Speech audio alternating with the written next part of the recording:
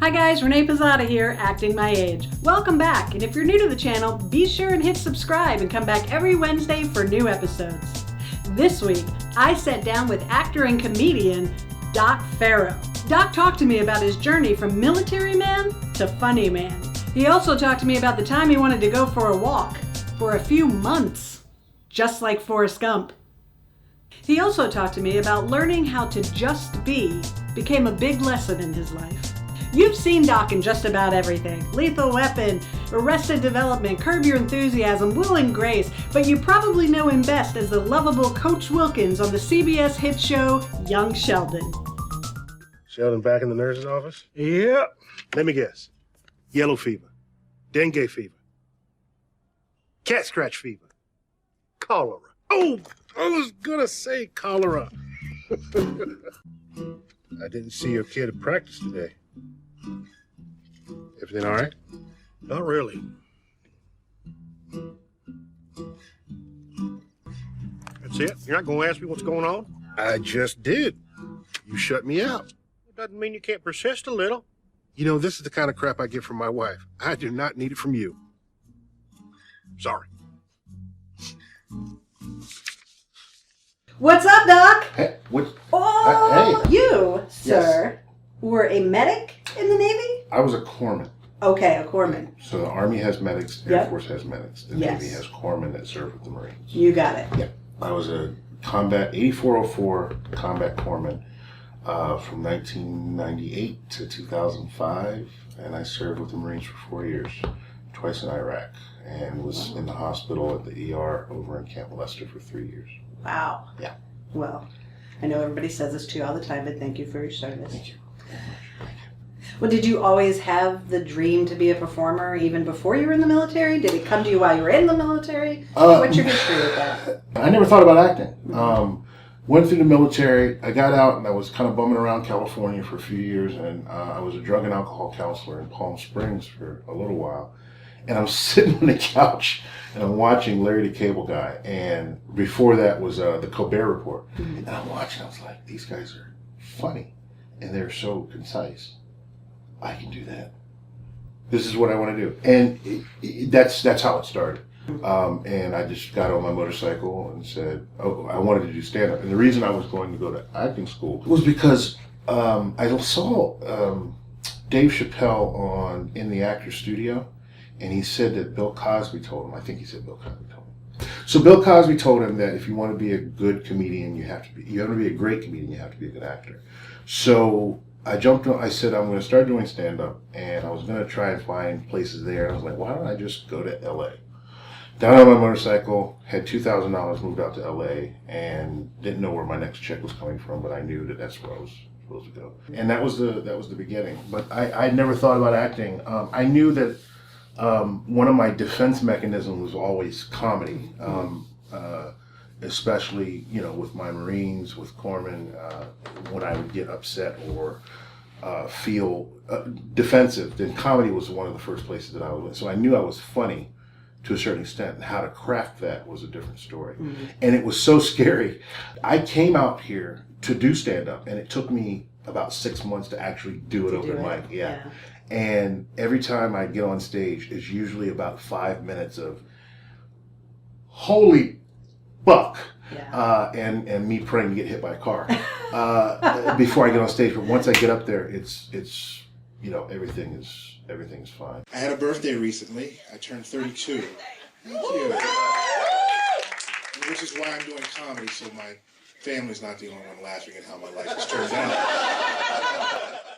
Stand-up and theater, to me, are the truest forms of performing. And that, it's just my opinion. Theater is something that I try to do at least one play a year. That's good. Even if it's just a one act, I try to get on the boards at least once a year. Because in front of the camera, I'll forget to project. And at least that opens me back up to be bigger and broader. But being on film has given me this, it's a separate craft. I won't say it's a better or worse. I'll say it's separate, because my ability to really focus and be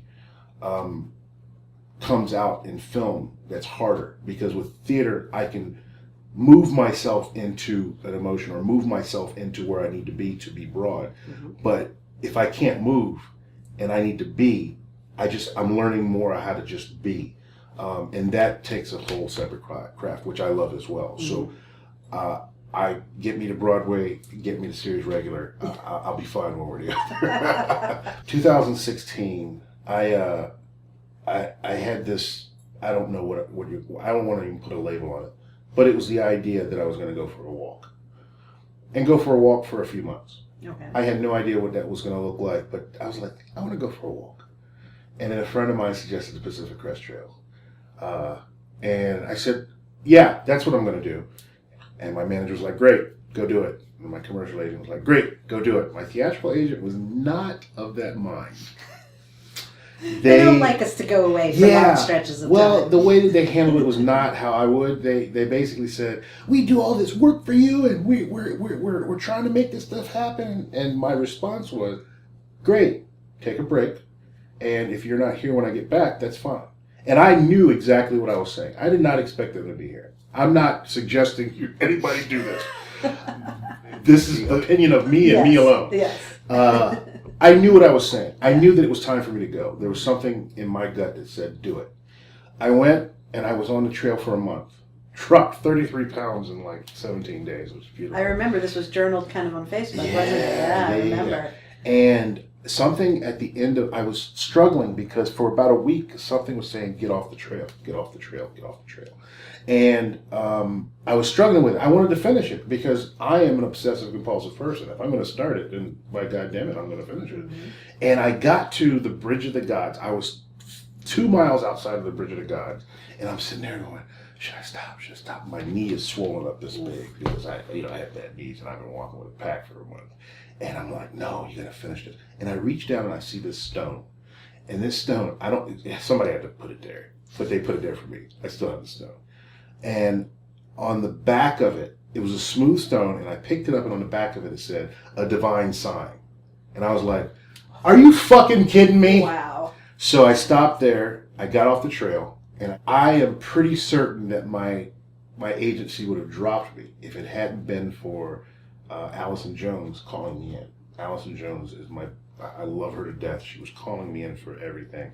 And they were calling me in for Curb Your Enthusiasm. Curb Your Enthusiasm is a improv audition. You can't send it on tape. Yep. So they called me in like 4 or 5 times. That's great. 3 times. And because Allison Jones was just calling me in, it wasn't a breakdown. So my agency was like, are you back yet? Are you back yet? I'm like, no. And then I got back. And about 2 days after I got back, I was coming in for another one. And it's with Larry David. Oh, hey. How you doing? I'm looking for Greg. I'm Greg. Oh, hey, Larry, Jeff's friend. We talked on the phone. Yeah. How you doing? Nice to meet you. You're black. Yeah. Yes. Yes. Is that a problem? No, of course not. If you could go back in time and speak to your 8-year-old self, what advice would you give that boy? You know what? I'm going to say this now because I was supposed to do this for somebody else and I forgot about it. You're enough. I would tell that child to abandon all that fear and just be. And just be. I would tell anybody to just be and listen. Just be and listen. What's up next for you?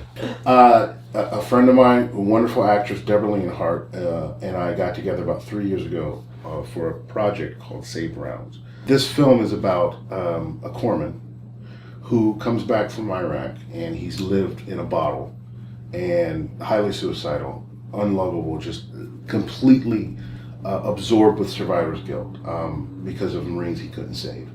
And he gets visited by one of the Marines that he couldn't save. And in the only way that infantry men and corpsmen banter towards each other, he basically messes with them until he goes and takes a message and a gift back to his family that he didn't get a chance to give before he died. And that way, when he gives this gift and this message, he can go on to the next life. And Doc gets to find some kind of freedom, or at least something outside of himself. I get to do this. Yeah. I got to do it. I don't know if I'll ever do it again, but as far as just I'm blessed. I feel blessed to have had the opportunity just once. Well, you're an amazing human being. Take that. Take that like you would with your little 8-year-old self. You're right. You are. You're enough. I'm enough. You're amazing, and you attract those kind of people to you who want to help you make successful projects and do successful things. Well, that's it for this video. If you like what you saw, give a thumbs up, leave a comment, and be sure and subscribe and come back every Wednesday for a new video. I'm Renee Pizzata, acting my age. Is Sheldon coming back next year? Back in January, Ooh. somebody texted. Yeah. I had to go find out. I got to tell you, this is a wonderful guy who follows young Sheldon. His name is John G on Twitter. I love him. He asks me questions. I text him back. He's a trooper. He's just all things Sheldon. He is right there, Nice. And he posts, "Yay! Not 1 but 2 seasons." And I'm like, hold on, let me check this out. And then they announced that we got picked up for 2 more seasons. Yay! Yeah. Congratulations. Yeah, thank you.